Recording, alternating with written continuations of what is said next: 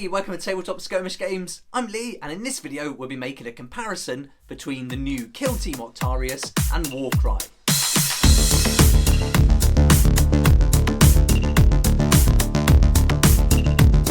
Thanks to Dave Owen Hasbrook for this idea, and he's a subscriber who left a comment on one of the previous videos I did for the new Kill Team Octarius and suggested that this might be a good video making this comparison, just to have a look at the similarities between the two games and also the differences, and just based on what we've seen so far in the updates from the Warhammer Community site. And I've been playing Warcry for a while now. I've gone really deep, made over 250 Warcry videos going into the rules, the gameplay, battle reports, painting and everything to do with the game. So I thought this would be really fun just to have a look at what we know so far and just compare the two games.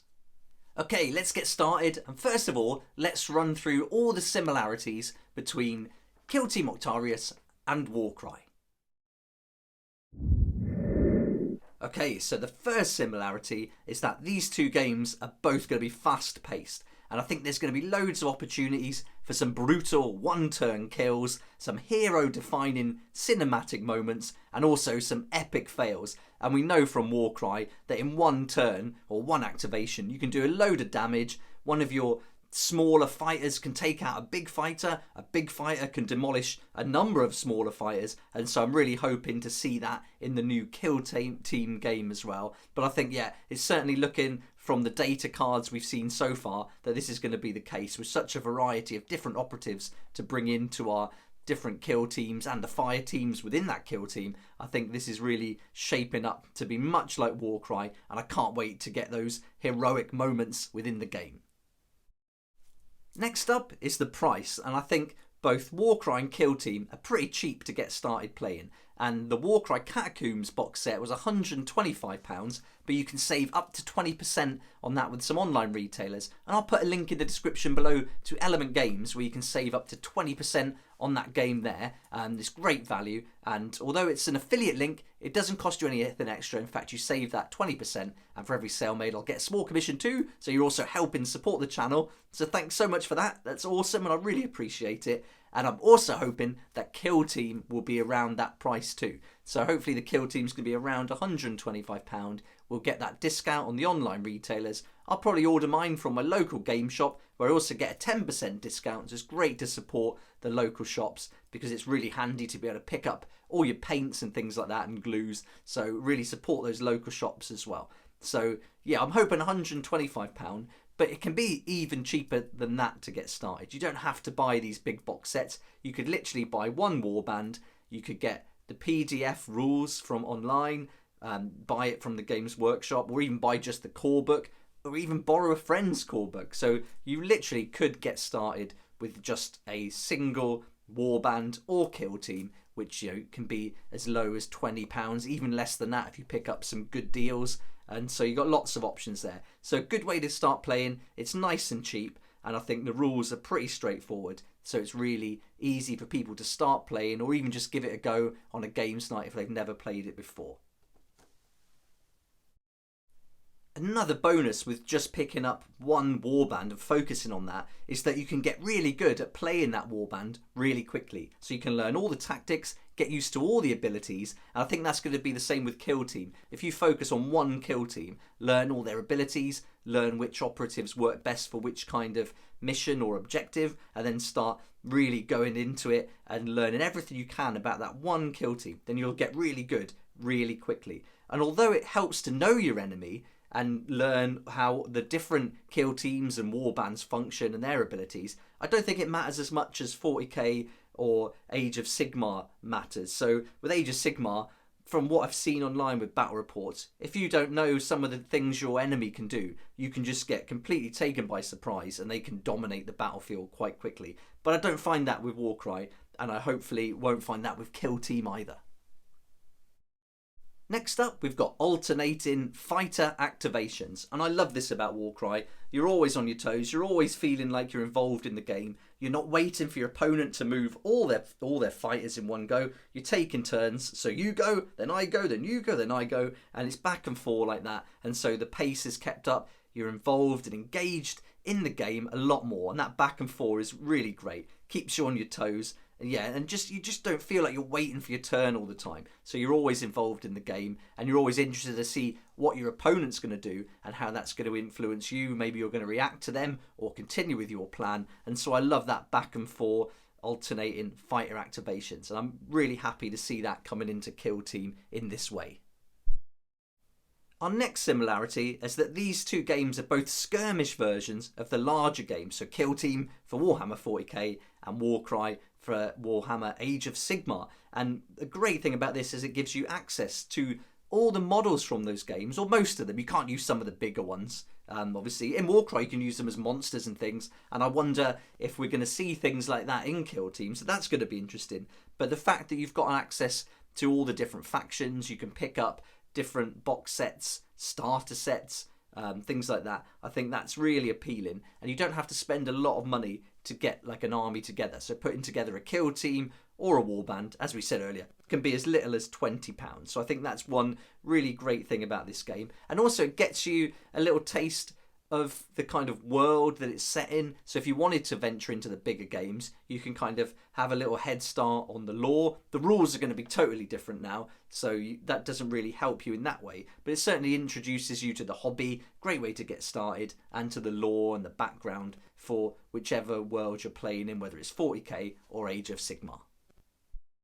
Next we've got the rules, and these are completely separate rules for each game. So it's a standalone game, and like we just said, nothing to do with 40k or Age of Sigmar where the rules are concerned. And when you buy these box sets, you're pretty much going to get everything you need. You could just stick with what you get in the boxes and not buy anything else. Don't expand it, don't get any more warbands, don't get any more books. But if you want to, I think there's a lot of depth you can go into. With Warcry, I really love the Grand Alliance supplement books. I think they're awesome, and I used them so much so far, and I'm always going back in there and reading a bit and getting information from it, planning different warbands, putting together different things, and I think they're so useful. And so there's 4 books, one for each of the Grand Alliance, but with Kill Team we're going to get this compendium, and it's going to have all the factions in it, so I think that's really great. I'm going to get that book, and it's going to come and be released at the same time as the Kill Team Octarius box set is released. So if you get the box set and that compendium, I think you're going to have a lot of information. You're going to have all the other factions opened up to you with all their data cards in and things like that. So you're going to get tons of information. But we'll have to wait and see if they bring out new kill teams in their own box with their own actual data cards like they did with Warcry, or whether they'll just use that supplement book, that compendium, as your guide to be able to use those other factions. So I'm really looking forward to finding out if they do bring out individual kill team sets, because I think that'll be awesome. Now let's look at the battlefields, and the battlefields for Kill Team Octarius and Warcry are going to be the same size, so we can even use those boards for each game if we wanted to. The terrain's not going to match, it's going to be a bit futuristic for using Kill Team in Warcry, but no reason why you can't use Warcry and Kill Team, or a lot of it. I think that would work backwards in that way, so that's really great. And having those 2 same size battlefields mean that this is going to be a great, again, fast-paced game, skirmish game on a small board, and it's going to work really nicely. And again, you can use the boards not just for these 2 games, but also for the larger versions for Warhammer 40k or Age of Sigmar. Now we're on to terrain, and I think terrain is going to feature heavily in Kill Team. In Warcry, terrain plays a major part, and it's almost like another player. I've heard that said, that the terrain is like a 3rd player in the game. It plays a huge part, really tells the narrative. It really sets you up for how the objectives are going to be set, where you're going to place them, how the game's going to play, and sometimes it favours certain warbands, sometimes it doesn't, and I think it's really interesting. And I love making terrain, I love painting it, putting it together. It's a really fun part of the game for me. In fact, it's probably my favourite part, getting the terrain set up and really thinking about the settings the battles are going to take place in. I really like it, and I think for Kill Team it's really going to open up the idea. Certainly this all kind of scrapyard, almost like fortress, is really going to set the scene to be able to build your own terrain and do some junk modelling and some poor hammer style modelling. I think that's going to be really fun. Also want to make some factory settings. I've started making some kind of Stalingrad almost futuristic city that's been smashed up and bombed, and so I'd love to introduce that to Kill Team too. So I'm really looking forward to making my own terrain and bringing that to the channel as well. I think that's going to be great fun. But I love the terrain in the box set for Octarius, and Warhammer Catacombs terrain is amazing as well. Fantastic. I think it was so fun to build, so fun to paint, and I can't wait to do the same thing for Kill Team once it's released. So now we're on to movement, and I think movement is going to be a huge part of both these games. Now, the way we deal with movement is different, and we're going to cover that later in the video, but movement is a big, important part of the game. And I think in Warcry, when you're playing the objectives, it's all about moving, outmaneuvering your opponent and getting yourself in a position to dominate those objectives and claim them at the most important times. And I think with Kill Team, it's going to be very similar. We're going to get missions where we have to get those objectives. The way the activations are set up, where you can only do one specific action once per activation, is really going to encourage you to shoot and then maneuver, or maneuver and shoot, or to charge in at a certain time. And so that movement is going to be key to the game, I think. So when I first started playing Warcry, I just thought it would be an all-out battle, trying to like kill each other and take each other down, which it can be sometimes. But once I started playing the different objectives, I soon realised that the game is heavily reliant on movement, and that plays a big part. And I think Kill Team's going to be the same. That leads us nicely on to objectives. And again, Warcry is a highly objective-driven game, and Kill Team's looking to be the same. And then we're going to get the missions, and we can kind of put together our Kill Team for that mission. And that's a difference that we're going to talk about later on with Warcry and Kill Team, is when you assemble your warband or your Kill Team, when you put them together in relation to what the mission or the objective is going to be. But regardless of that, the objective is huge in Warcry, and I'm sure it's going to be big in Kill Team too.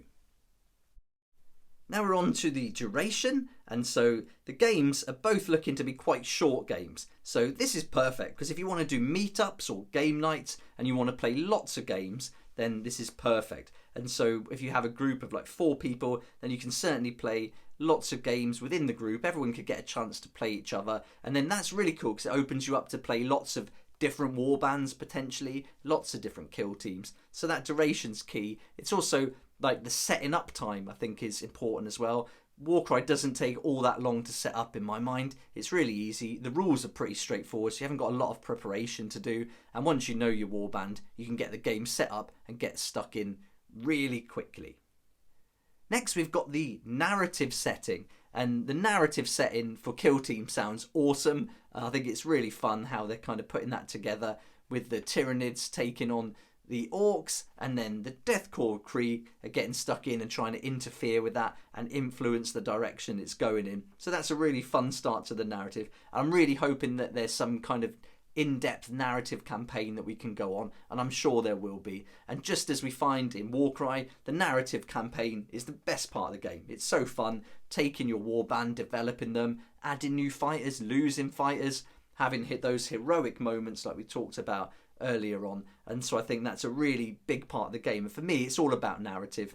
I don't even care if I lose if I'm playing a narrative game. It doesn't bother me. I'm there for the fun. And I think if you play your warband as they're meant to be played, then I think you can have a great time doing the narrative play. So looking great for Kill Team. I can't wait to find out more about that narrative setting.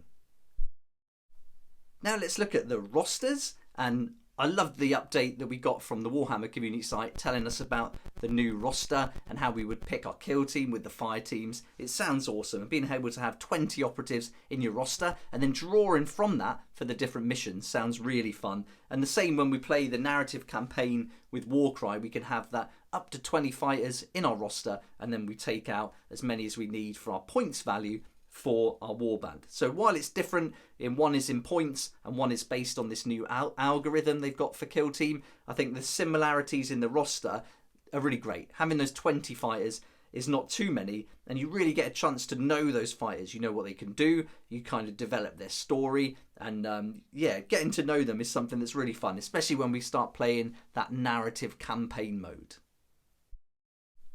Now we've got our fire teams and our Kill Team versus a warband, and there's some differences, but there's also some similarities. And we saw in the most recent update that there is in Kill Team going to be some strong, powerful operatives where you might only take 2 in a Kill Team, but you're also going to get your chaff units where you can take maybe even 8 in a Kill Team. So a huge difference there in the number of operatives you can have in each fire team, and that's the same with Warcry. If you play the ogres, you know, you're only going to have maybe 3 or 4 of them. But if you play something like the Legions of Nagash, you're going to have tons of skeletons. So you're going to have tons of warriors to take in. And the tactics are going to be completely different depending on the different objectives or mission. You're going to play it in a completely different way. And sometimes, or most of the time in Warcry, it favours having more fighters, so you can really dominate those objectives. So I'd be interested to see what the difference is in Kill Team with that. If there is any difference, and how these two different size and power of your fire teams will affect the gameplay. One thing I love about Warcry are the dice rolls, and you know, you're not going back and forth with loads of dice rolls, attacking, defending, rolling again to see if you've actually take any injuries. So all that takes time, and I think in Warcry, just having that simple system and that mechanic of rolling is very quick. And it just keeps you engaged in the play. It keeps the game going, and it gives you a deeper, immersive kind of quality if you're playing that narrative game. So you can really focus on what your fighters are doing. You can really think and kind of visualize what they're up to. And I think that's great because you're not worrying about the rules so much. I find with the bigger games, watching those battle reports, it's loads of rolling, loads of calculations, going back and forth to the rule book quite a lot. Whereas with Warcry, nice and simple.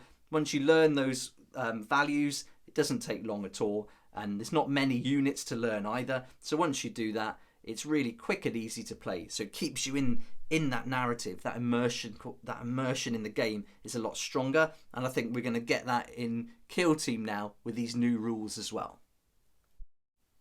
And that brings us nicely onto the idea of not having as many rules. So we're going to be able to learn those rules quickly, get playing the game a lot quicker, have a good understanding of it, enjoy it more. We can bring in our friends, maybe and family who haven't played it before and who can quickly just play right away without having to learn loads and loads of rules, loads of stats and things like that. So a real big bonus for both of these games. Next, we've got the question of balance, and Warcry certainly isn't balanced, but to me, I'm not bothered by that. I don't play competitive play, so the balance, I don't really care about it. I like to play that narrative kind of gameplay, and I like to play how the warband would play. So if we've got some crazy untamed beasts who want to run in and get stuck in the action, then that's how I would play them. Whereas if I'm playing the Corvus Cabal, I'll be a bit more sneaky, I'll make the most of that high terrain, I'll leap and jump around, be a bit more elusive, and yeah, so playing to the warband and to the narrative is what it's all about for me, and I really enjoy that. And I find that Warcry can actually be a fun game even if you lose it, as long as you play in along as your war plan would play. It's not you losing, it's them losing, and that all adds to the fun. So that's one thing I love about Warcry, and I'll be doing the same with Kill Team, and it looks like it's still going to be able to have that fun aspect to the game. So if it is unbalanced with the different factions, again, it doesn't bother me. It might bother you though, but I like it. I like the narrative. I like the unbalance, because sometimes you can get a victory when you don't expect it, and then it's even more of a surprise and even more fun when you do win. There we go, there's quite a few similarities there between the two games, but I think there's some major differences as well, and based on what we've found out so far about Kill Team Octarius, let's go through the main differences between that and Warcry next. So the first difference for me is starting with Warcry. The combat is mostly close combat, so it's focused on that, as you would imagine, but there's some ranged weapons, but they're not usually as strong, they're a bit weaker, not as effective. There's some exceptions, like with the Stormcast Eternal Long Strike, they're super powerful, but you don't get a lot of rolls. But when you do hit, it's like one shot, one kill kind of thing, which I really like. Whereas in Kill Team, the ranged weapons, those longer range weapons have got no limit. They can shoot all the way across the battlefield with a number of rolls. So this is going to be a lot better. If you like playing more ranged battles, and it's going to be different in kind of how you approach it tactically. So that's really fun. It also makes sense in the setting that you would be shooting from a distance, so you'd be stronger maybe from a distance, and as you get close, it's carnage and everyone getting stuck in. And so I really like that difference, and I think that's going to be really fun playing these two games. One is all focused really on close combat and getting stuck in, a little bit of magic with a few ranged weapons. And then Kill Team's the other way. It's going to be mostly long range, but moving in closer to your enemy to get in with some up close combat. The next difference I want to talk about is the activations. And in Warcry, you can do all different actions however you like. So you can move and attack, you can move and move, you can move and attack, you can attack and move, you can attack and attack. So you can do all these different combinations, and you can use that movement twice. If you can use your attack action twice in an activation if you want to. Whereas in the new Kill Team Octarius, it's going to be a specific action once per activation. So you can shoot and move, but you can't shoot and shoot. So shooting and maneuvering is going to be really important, and deciding when to charge is going to be important too. So you're going to be balancing and assessing those risks when you're working out which actions to actually use. So moving into a position to charge is going to be quite a big detail, quite a big deal to make sure you're using that wisely. So there's quite a big difference there, and I think that's going to be really fun to play in Kill Team. And our next difference is in how we measure. So in Warcry, it's going to be measuring in inches, and you're using a ruler, either a measuring tape or the flexible plastic ruler that comes in the box set. And so you're measuring in inches, and if you're going over an obstruction, you'll measure up it and then down it, and so you'll cover all that area, unless you're jumping and things like that. But with Kill Team, you're going to be using this new measuring gauge, and this new shape system is going to decide how you approach and get over different things like barricades. So it's going to be a lot quicker, I think, when you're doing stuff like that, because you literally just remove one shape worth of movement from your movement characteristic, and then so that leaves you with whatever, say 2 circles of movement left, rather than working out the actual exact measurement. So that's going to speed things up a bit. I don't think it'll take long to get used to, and we've seen this in the Cursed City box set as well, that use of shape in the data cards. So that's a little difference there, and you can still use a tape measure in Kill Team, but the gauge is really included in the box to speed things up. Next we'll look at how to assemble a warband or a kill team. And in Warcry, you use points to assemble your warband. And so each fighter has got a number of points, and then you build that up to the value. So if you're playing a regular game, say 1,000 points, you can take 1,000 points worth of fighters. And then once you play narrative campaigns, you get your points can go up to a maximum of 1,400, and then you can include more and more fighters. But with Kill Team, you just choose from a list of operatives that are allowed to go into a Kill Team's fire team. And this is all worked out with an algorithm, which is going to make it easy, potentially more realistic as well. Because I think if you were planning a mission and then you think, oh, I need a sniper, I need this, you're not working out how many points your sniper will be worth. You just know you need a sniper. So you take the sniper off the list and include him, and then work down through it. And you probably wouldn't take more than 1 or 2 unless you wanted to of these specific operatives. So I really like that. I'm looking forward to seeing more about that once we get the game and can start playing it. This different system of points and the algorithm is going to affect the number of fighters or operatives you can have. So I would say in Warcry there's potentially more options for your fighters, so you're going to have a lot more available. In the Sentinels of Order supplement book, if we look at the Stormcast Eternals, there's like 72 different fighters that you can choose for one or for 3 different warbands, so across the 3 different chambers. So each one, potentially 24 different fighters you could pick, and that doesn't include bringing in heroes and allies either. So that's a ton of fighters. But in Kill Team, there's potentially going to be fewer fighter options. So with the way they're working the fire teams out and the list you can choose from, I think there's the potential for there to be fewer operative options. Okay, now let's look at another difference, which is how we roll and how the combat takes place. So in Warcry, you're just rolling as the attacker. And I think there's a great sense of brutality and aggression because of that. And that really kind of symbolises that close combat, melee and chaos going on. But with Kill Team, there's going to be the idea of these simultaneous rolls, which are going to make it fun during that close combat. I think it's going to be more interactive and certainly more competitive. And I can imagine that's going to be really exciting once we start doing that. Also with range combat, we've got these dice pools, and that's going to be fun to allow players to cancel out each other's actions. So I think these mechanics for close combat and range combat are really interesting, and so I can't wait for these. Next, we've got items, and in Warcry, items are assigned during a narrative campaign in the Aftermath sequence, and you can choose from the lesser artifact table or artifacts of power, and then you assign them to either your leader or your main kind of fighters or other fighters in the warband. So that's a nice simple way of doing it. But in Kill Team, I noticed there was this pickup keyword in one of the data cards in the most up-to-date article from the Warhammer Community site. And so this is kind of giving me the idea that maybe items can be found during the game and you pick them up and then you can use them, or items are assigned to operatives and they can actually drop them during the game if they're taken out and things like that. So I can't wait to find out more about how items are going to play a role, and hopefully this week we'll get some updates on that from the Warhammer Community team.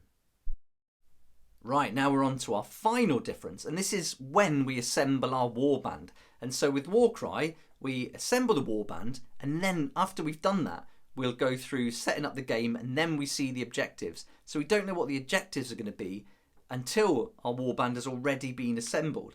And it makes sense for Warcry, because I think with the nature of the warbands travelling across the 8 points and getting stuck in the different battles, they're going to have limited or no time to prepare for battle. They're going to have no intelligence beforehand other than scouts, and those scouts aren't going to be that far away because they have to travel with like word of mouth.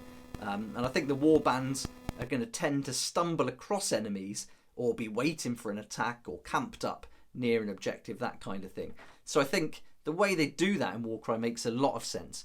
But for Kill Team, I think that's going to be totally different, because in Kill Team it looks like you can choose your kill team based on the objective or the mission. So if you've got a specific mission that needs a sniper, for example, then you'll certainly bring a sniper on board based on that mission. And that makes sense for that setting, because I think with the Warhammer 40k universe, you're going to have a chance for that high tech. You're going to be able to gather intelligence. You're going to be able to see things and get that information prior to the mission, and then plan the mission around that intelligence. So I think there's going to be a totally different feel to the build-up of the skirmish battle between these two games.